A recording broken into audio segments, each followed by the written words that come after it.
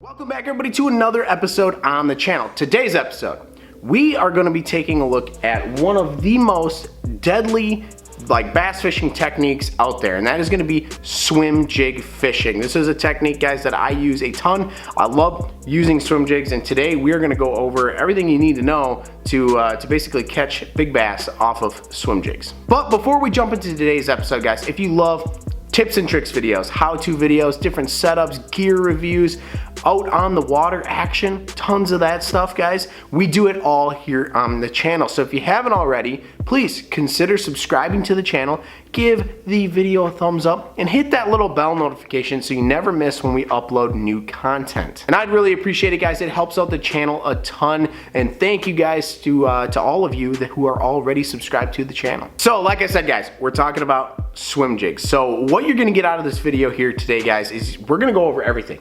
From different colored swim jigs to different, the size you should use, all different trailers. What are the best trailers for swim jigs? We're gonna go through rod, reel, and line. Basically what rod I use, what reel, what line that I'm using in different situations. And then we're also gonna go over how to fish the swim jig. I actually was trying to do this video out on the water the other day, and the wind was so bad that the big camera wasn't doing it well. So there will be a section in this video that'll be like a chest mount GoPro section where I'm actually out on the water showing you guys how we fish the swim jig out on the water. So enough of me talking, guys. What is a swim jig? So we're gonna grab a swim jig here and just show you guys basically what the general gist of the swim jig is without a trailer. So as you guys can see, this is a swim jig right here. It's a swim jig, guys. As you guys can see, that jig head is very narrow, skinny, as you guys can see. The weed guard on here is not a heavy weed guard. It's a smaller weed guard, a little bit smaller hook on here, but for the most part, what's different about this jig compared to like a flipping jig is, like I said, that head on here. You can see that this head is very narrow, so it's meant to pull through things, and it's basically like, the definition of a swim jig, to swim it back to you. So the swim jig basically is just one of those that is very good at coming back to you. That's the general gist of what the swim jig is. Now, for colors, guys, let's cover colors really quick. For colors on a swim jig, guys, I really keep it simple. If I'm fishing, stained, muddy water, I'm generally using a black and blue. Black and blue, I think, is really good in those muddy, stained water situations. And then when I get into more clean, clear water, I'm gonna use like a white, or like this one, white and chartreuse seems to work really well. But for color situations with swim jigs, I don't get too crazy about it. Now, when we get into like the fall time, when those bass are feeding up on shad, I'll switch over to maybe a shad style bait where it's more white and grays in there more than the white and chartreuse. But for the most part, I like to keep it to, like a white or white and chartreuse for those clean, clear water. And then, like I said, I like to use black and blue, or maybe a green pumpkin if it's just stained water, but black and blue more specifically when you're fishing that muddy water situation. Now let's move into weights of the swim jig. Now I feel like there's basically two separate categories for swim jigs with the guys out there. So there's a lot of guys that like to use 3/8 ounce swim jigs, and then there's a lot of guys like myself that like to use 1/4 ounce swim jigs. Now I really like a 1/4 ounce swim jig. Now the reason being is because the 1/4 ounce, in my opinion, really works really well for pulling through grass. That's one thing that's great about a swim jig, is that it can go through grass and vegetation really easy. But a 1/4 ounce with a trailer on there, I cast on a medium heavy rod pretty darn far. You could throw these things pretty far. I don't really feel the need for a 3/8, and if anything, I feel like with 3/8 I get hung up more. And it's not to say that a 3/8 ounce swim jig doesn't have its place. I'm sure there's some guys watching this that might be like, I've used 3/8 plenty of times, works just fine.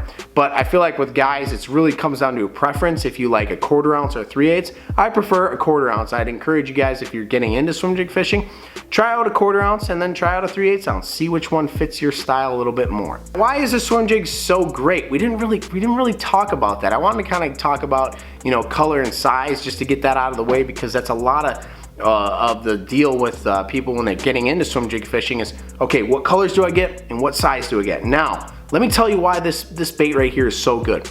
The reason why I like the swim jig so much is it is a great great lure for beginners. It is a deadly technique. This thing can catch you a ton of fish. Like, you will catch a ton of fish off of this. This is why I think it's basically one of the most deadly techniques for bass fishing that you can use.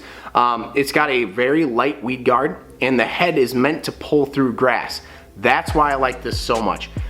If you've never fished a swim jig before, you're getting into bass fishing, or you fish, you bass fish and you want to give a lure to somebody that's not going to get snagged up all the time, give them a swim jig. All you got to do is throw it out there and basically let it sink for a second and then slowly reel it in. There's not much to it, and this thing pulls through grass like you wouldn't believe. Springtime fishing here, the grass and vegetation is starting to grow up. We're getting into the summertime. That's when you want something that's going to pull through grass. What I love about a swim jig too is if you do feel the grass pulling on the swim jig, all you have to do is give it a couple pops and it'll rip right through the grass. The great thing about a swim jig, there's not really a right or wrong way you could fish this. There's a lot of different techniques, and we'll get into different things you can do with it, but there's a lot of different things you can do with a swim jig that to catch fish. Now let's move into trailers. So trailers are a huge thing when it comes to swim jigs. It's what trailer do I use for a swim jig? Now, basically I have 3 different trailers I use. These aren't the only 3 trailers you can use when fishing a swim jig. These are just the 3 that I personally use. So early springtime, when the water temp is a little cool yet, I like to use the Rage Menace. So as you guys can see, the Rage Menace is on the back there. Just got 2 little kickers on there. But the Rage Menace, and the reason I like it is it's just this little grub presentation. And these things kick, they don't give off too much action, but they give off a little bit of action. Early springtime, guys, this is what I like to use. I like using just a little grub style bait, something easy for them to pick up and eat. There's nothing too crazy about it. It's not a bunch of different action. Those fish are still lethargic in the early season. So I like to use the Rage Menace because it does a really, really good job of just giving off this really nice grub style presentation, and it just looks very appealing to the fish. Now, when that water temp's starting to heat up, I like to switch it over to a crawfish. So usually I'll use like a Rage Craw or one of these suckers right here, the Kraken Craw. It's bigger than the Rage Menace. As you guys can see, that Rage Menace is pretty small. You stack this up there and you've got quite a bigger trailer. But the nice thing about the Kraken Craws or the Rage Tails is they really kick, guys. These appendages here really kick in the water column. Now, early spring, even into early summertime, I like throwing something like this because the craws are a big part of the fish's diet at that point. So the crawfish style trailer works really, really well. You catch a lot of fish off of it. So basically it's kind of a progression, if you will, when I'm fishing trailers. But the crawfish trailer is definitely one that you could fish all year round as well. But really, into that springtime, early summertime, that's when I like to throw some sort of craw style bait on the back. Now for the last trailer, this is the trailer that I throw probably like 95% of the time.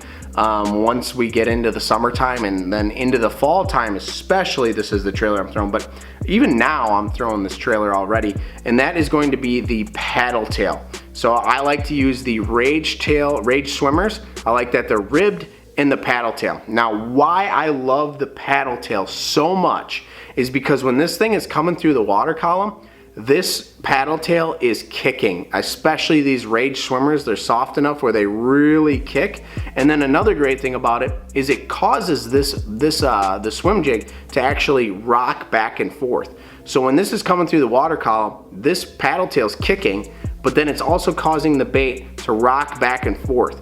So you're getting a ton of action out of this bait right here. And like I said, this is just a 1/4 ounce swim jig with a Rage Tail swimmer on there. And as you guys can see, that's still a good profile bait.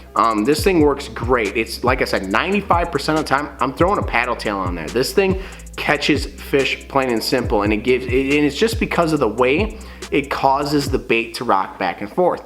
Now, if you're gonna throw a 3/8 ounce bait or maybe a 1/2 ounce swim jig, you would want a little bit stiffer paddle tail on there to get this bait to rock and get the motion you want out of it. So if you're gonna go heavier in the quarter ounce, I'd make sure that when you buy paddle tails, you buy ones that aren't as soft of a plastic as the Rage swimmers, so that they can get this bait to move the way that you want it to.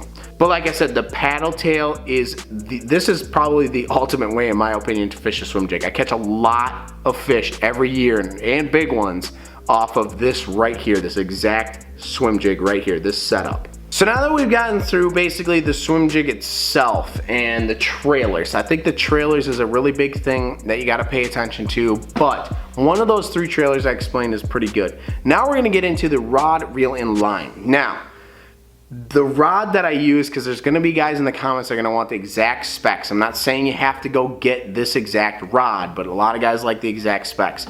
This is the Akuma Tournament Series rod. This is their all-purpose rod. It is a 7-foot medium heavy moderate action rod. Now I'll explain why I like the moderate here in a minute.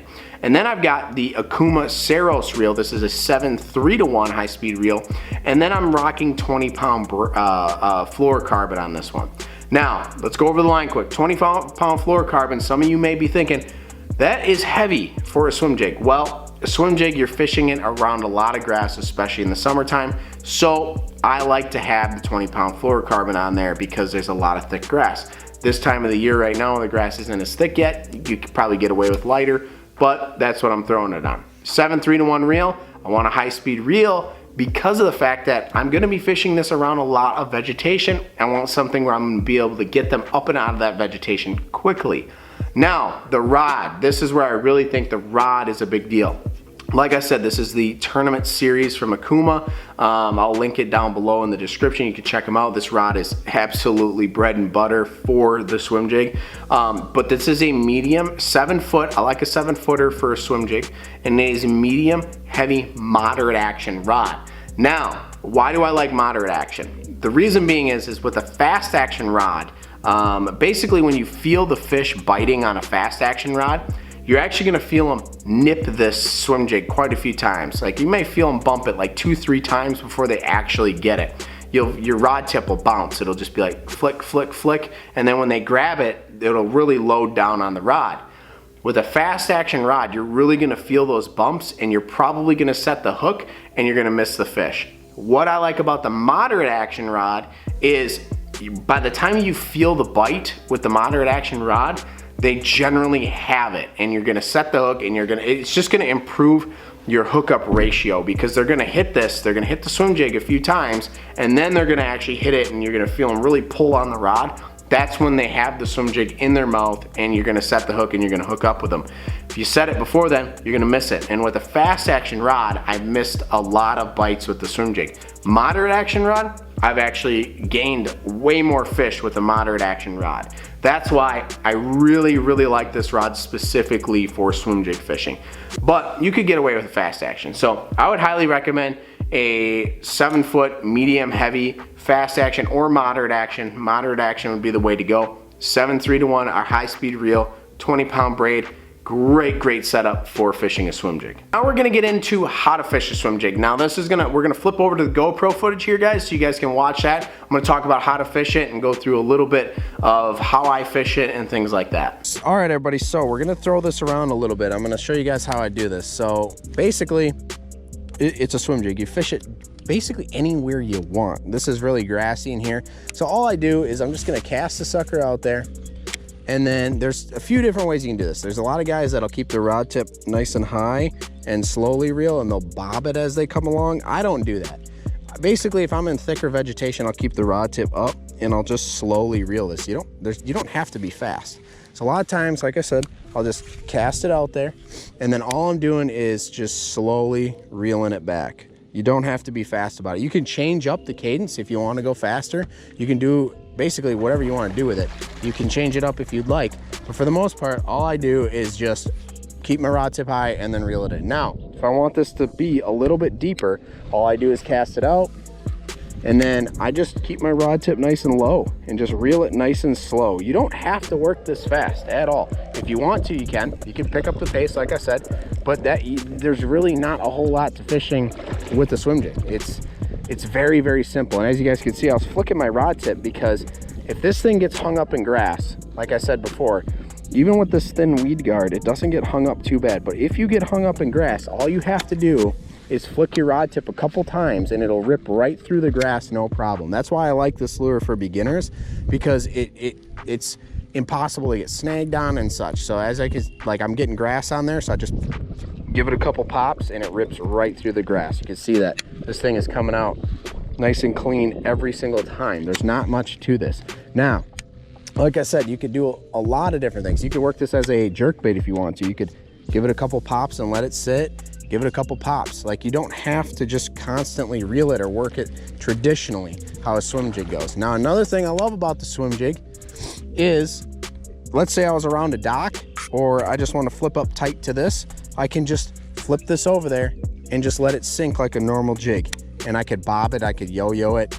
You can do a lot of different things. That's why this thing is so versatile, and I just love fishing the swim jig so much. There you guys have it. That's basically how to fish swim jig. This is basically everything you need to know about one of the most deadly techniques in bass fishing that you can use.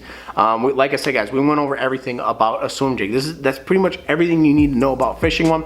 If you've never fished a swim jig, I'd highly, highly recommend you guys try fishing a swim jig. They are awesome. Catch a lot of fish off of them. So I hope you guys enjoyed today's episode. If you have any questions, comments, concerns, leave them down in the comments below and I'll get back to you guys. But I hope you guys enjoyed. Remember to like and subscribe, and we'll see you guys on the next one.